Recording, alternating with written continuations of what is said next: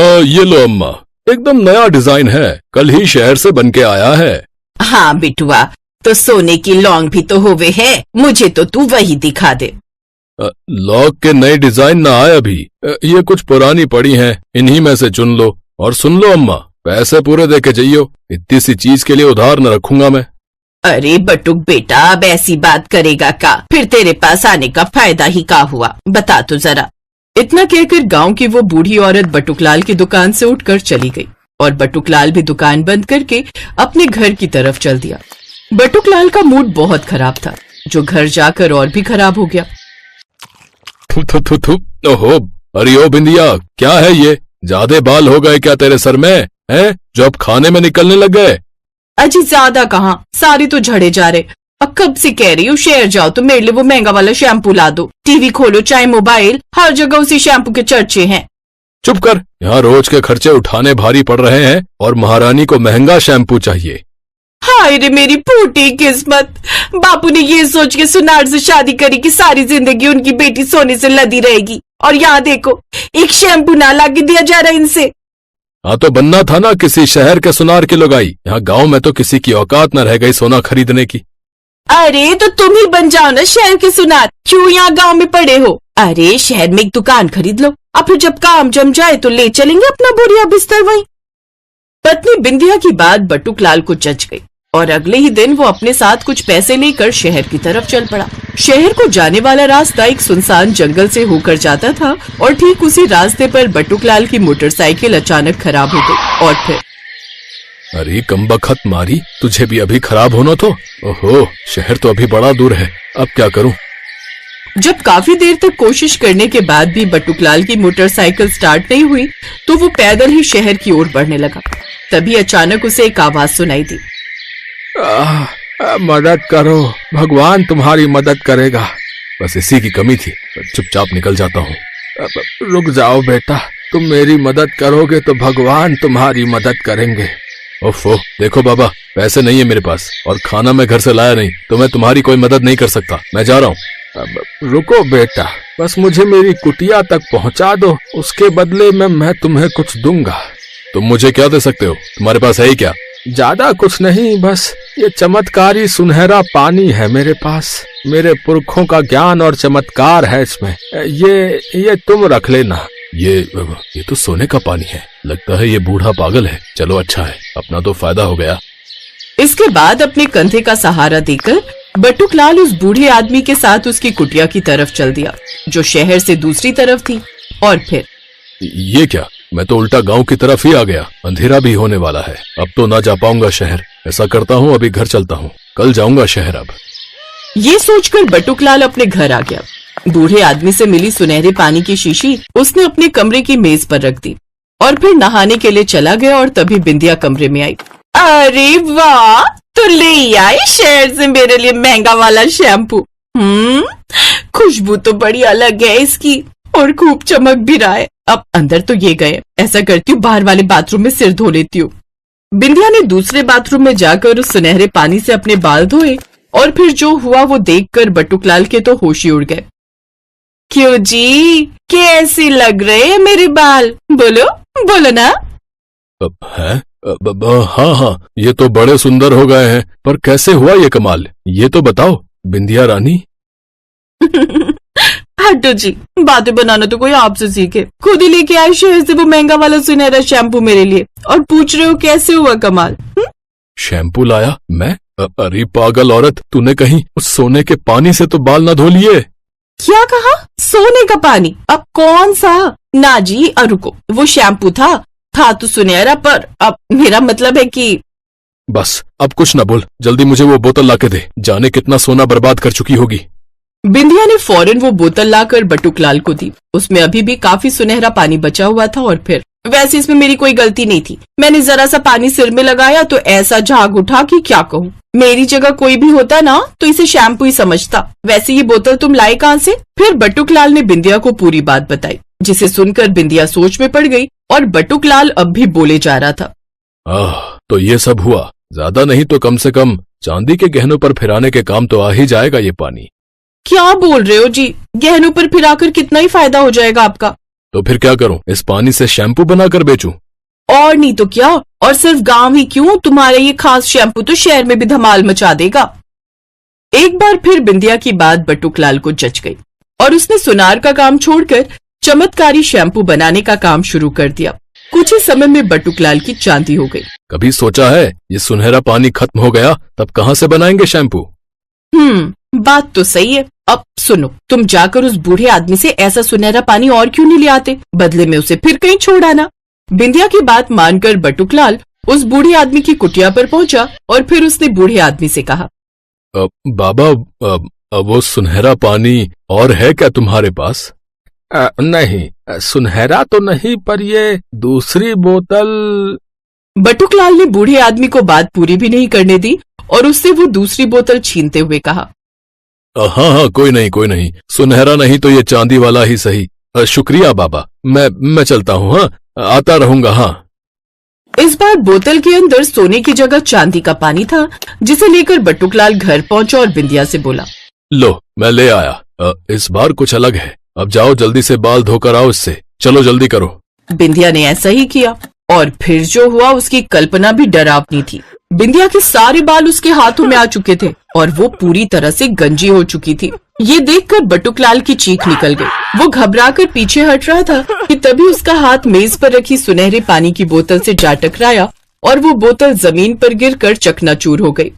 ये क्या कर दिया आपने? अब मेरे बाल कैसे वापस आएंगे? कुछ देर सोचने के बाद बटुकलाल और बिंदिया सीधे उस तरफ भागे जहां बूढ़े आदमी की कुटिया थी। लेकिन इस बार कुटिया के अंदर ना तो बूढ़ा आदमी था और ना ही कोई दूसरी चमत्कारी बोतल।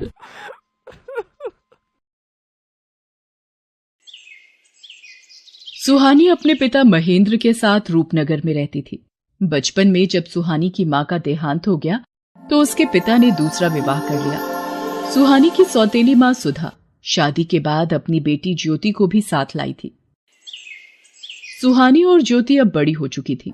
सुहानी देखने में बहुत सुंदर थी। उसके लंबे काले और घने बाल उसकी सुंदरता में चार चांद लगा देते थे। ये देखकर सुधा सुहानी से बहुत ईर्ष्या करती थी। एक दिन, ज्योति, तुझे कितनी बार बोला है तू भी सुहानी जैसे सुंदर बालों वाली बन। देख उसके बाल कितने काले, लंबे और घने हैं। पता नहीं कितने महंगे महंगे इत्र और खुशबू वाली जड़ी बूटियां लाकर दी हुई हैं। पर तुझे घूमने से फुर्सत मिले तो तू बालों पर ध्यान देना। सुहानी को देख कितने सुंदर बाल है उसके। माँ, सुहानी के बाल बचपन से ही बहुत सुंदर हैं। मेरे बाल उसके जैसे नहीं है तो इसमें मेरी क्या गलती है? सुधा, सुहानी के लिए जो रिश्ते की बात की थी उन लोगों को सुहानी पसंद आ गई है। वो लोग अगले महीने ही विवाह के लिए बोल रहे हैं। मैं सुहानी को ये खुशखबरी बताकर आता हूँ। पिताजी, मैं आपको छोड़कर कहीं नहीं जाऊंगी। मुझे कोई विवाह नहीं करना।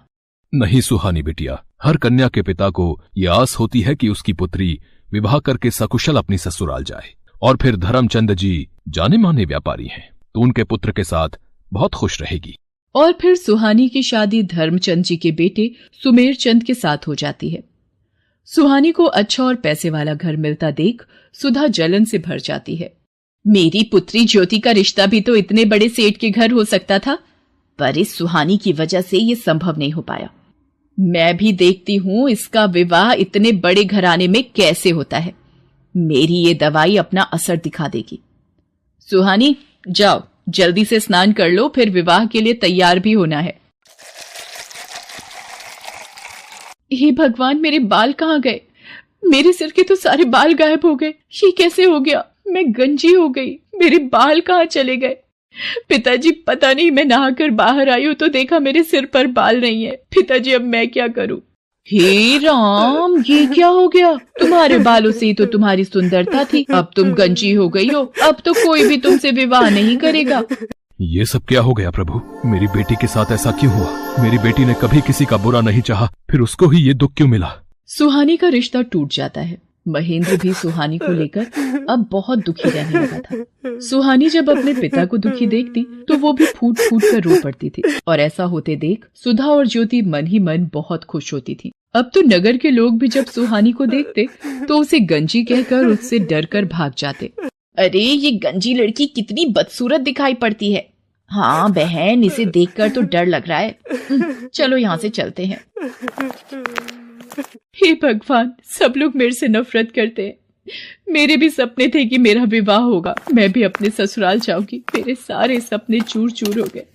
मेरी वजह से मेरे पिताजी भी आज दुखी है। फिर मैं जीकर क्या करूंगी। तभी सुहानी के सामने उसकी माँ प्रकट होती है। माँ, आप कहाँ चली गई थी मुझे इस दुनिया में अकेला छोड़कर?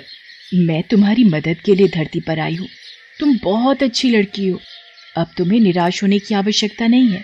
मैं तुम्हें ऐसे बाल दूंगी जिन्हें देखकर लोग तुम्हें कभी नहीं भूल पाएंगे। मैं तुम्हें सोने चांदी के बाल प्रदान करूंगी। जैसे ही सुहानी की माँ सुहानी के सिर पर हाथ फेरती है, सुहानी के सिर पर सोने चांदी के बाल आ जाते हैं। सोने चांदी के सुनहरे चमकते बाल सुहानी की खूबसूरती को और बढ़ा रहे थे। माँ, ये सोने चांदी के बाल तो बहुत खूबसूरत हैं। आपका बहुत बहुत धन्यवाद। आपने मुझे फिर से सुंदर बना दिया। आपने मेरी सारी परेशानी दूर कर दी। खुशी खुशी अपने घर जाओ सुहानी। अब कभी भी उदास नहीं होना। मेरा आशीर्वाद सदैव तुम्हारे साथ है। सुहानी खुशी खुशी घर की ओर चल पड़ती है। तभी रास्ते में नगर के राजकुमार की सवारी जा रही थी, इसलिए रास्ते पर चलते लोगों को कुछ देर के लिए रुकने के लिए कहा जाता है। नगर के राजकुमार को देखने के लिए कितनी भीड़ लग गई है। भीड़ में से निकलने की कोशिश करती हूँ। ये सोने चांदी के बाल वाली लड़की, अरे भीड़ में इसका चेहरा दिखाई नहीं पड़ रहा। कितने सुंदर बाल हैं इसके। कहाँ गायब हो गई? हम रथ से उतर कर भी नहीं जा सकते। ओहो, कितने सुंदर बाल थे उसके। वो तो खुद भी कितनी खूबसूरत होगी। सुहानी घर पहुंचती है। मैं अपने बालों को इस दुपट्टे से ढक लेती हूँ, नहीं तो माँ ढेरों सवाल पूछ लेंगी। मैंने इसकी ऐसी हालत कर दी है कि इसे अपने गंजे सिर को छुपाना पड़ता है। माँ, तुमने बहुत सही किया इस सुहानी के बाल गायब करके। सुहानी अपने कमरे में आ जाती है। उधर राजकुमार सूरज सिंह सुहानी के ही ख्यालों में डूबा हुआ होता है। वो सुहानी को याद करते हुए एक तस्वीर बनाता है। राजकुमार सूरज सिंह, आपके स्वयंवर की सारी तैयारियां हो गई हैं। दूर दूर से राजकुमारियों के लिए संदेश भिजवाया गया है। पर ये तुम क्या बना रहे हो? बिना चेहरे की तस्वीर? पिताजी, ये तस्वीर उस लड़की की है जिसके सोने चांदी के बाल हैं, और मैंने निश्चय किया है कि मैं इसी लड़की से विवाह करूंगा। बस मुझे उसे ढूंढना है, और वो कहाँ मिलेगी मैं यही सोच रहा हूँ। पुत्र, सोने चांदी के बाल वाली लड़की सिर्फ कहानियों में होती है। तुम ऐसी लड़की कहाँ ढूंढोगे? ये जिद छोड़ दो। पिताजी, चाहे मुझे पूरे नगर में ऐलान ही क्यों ना करवाना पड़े, मुझे सोने चांदी के बाल वाली लड़की ढूंढनी है, और जिस लड़की के भी बाल सोने चांदी के होंगे मैं उसी से विवाह करूंगा। सेनापति जी, नगर में ढिंढोरा पिटवा दिया जाए। जिस लड़की के भी बाल सोने चांदी के हैं, हम उसी लड़की से विवाह करेंगे। राजकुमार के कहने पर नगर में ढिंढोरा पिटवा दिया जाता है। क्या राजकुमार सूरज सिंह उस लड़की से विवाह करेंगे जिसके बाल सोने चांदी के होंगे? मैं कल ही अपनी बेटी ज्योति के बालों में सोने और चांदी का पानी लगा दूंगी। राजकुमार को क्या पता लगेगा, और विवाह के बाद तो उन्हें ज्योति को स्वीकारना ही होगा। हाँ, ये ठीक रहेगा।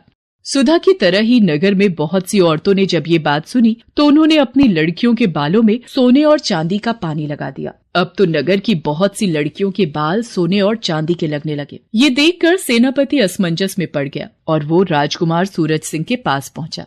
राजकुमार सूरज सिंह जी, बहुत ही बड़ी समस्या आ गई है। नगर में जो भी लड़कियां विवाह योग्य हैं, उन सभी लड़कियों के बाल सोने और चांदी के प्रतीत हो रहे हैं। समझ में नहीं आ रहा है कि कौन सी लड़की है जिसके बाल सचमुच सोने चांदी के हैं। सच का पता लगाने के लिए मेरे पास एक उपाय है। नगर की सभी लड़कियों को राजमहल में बुलाया जाए। सेनापति नगर की सभी लड़कियों को राजमहल में आने का संदेशा देता है।